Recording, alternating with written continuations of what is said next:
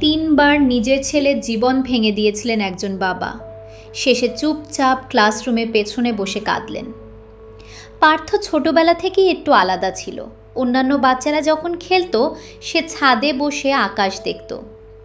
বাবা, আমি বড় হয়ে ফিজিক্স পড়াবো।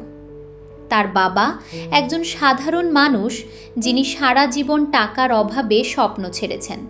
হালকা হেসে বলতেন, স্বপ্ন দিয়ে সংসার চলে না, ডাক্তার হবি, ভালো রেজাল্ট করে।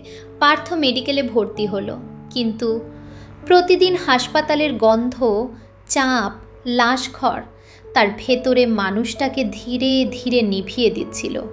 একদিন চুপচাপ বলল, বাবা, আমি পারবো না বাবা, এবার একটু কঠিন হলেন।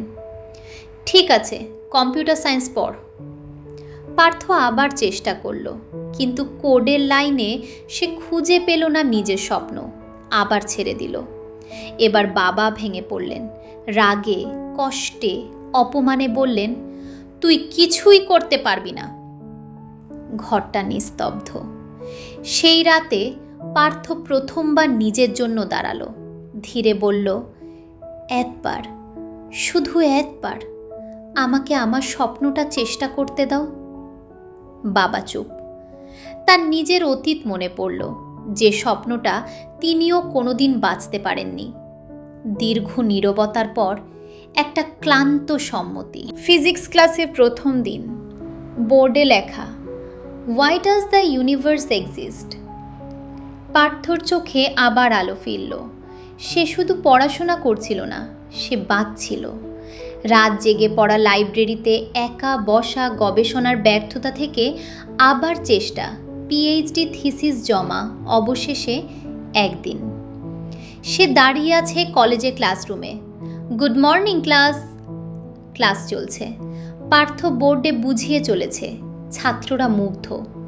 দরজার বাইরে একটা মানুষ দাঁড়িয়ে, সাদামাটা পোশাক, ক্লান্ত চোখ, তার বাবা। কাউকে কিছু না বলে ধীরে দরজা খুলে চুপচাপ শেষ বেঞ্চে বসে পড়লেন। পার্থ খেয়ালই করল না। ক্লাস শেষ, ছাত্ররা বেরিয়ে যাচ্ছে। পার্থ ঘুরে দাঁড়াতেই চোখ পড়ল শেষ বেঞ্চে। বাবা বসে আছেন, চোখ ভেজা।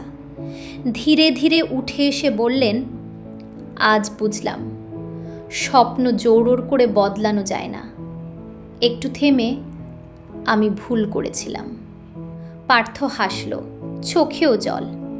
এখন আমার প্রতিটা দিন নতুন করে বাঁচার দিন। একটা দিন মানে একটা নতুন আশা।